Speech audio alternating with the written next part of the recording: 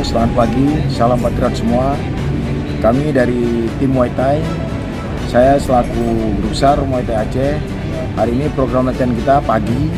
Kita hari ini ngambil lari tangga untuk kekuatan kaki dan sprint.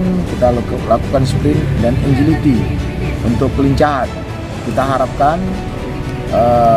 dengan program latihan pagi ini anak-anak bisa melakukan speed tendangan yang luar biasa, speed pukulan, dan termasuk juga dengan kelincahannya.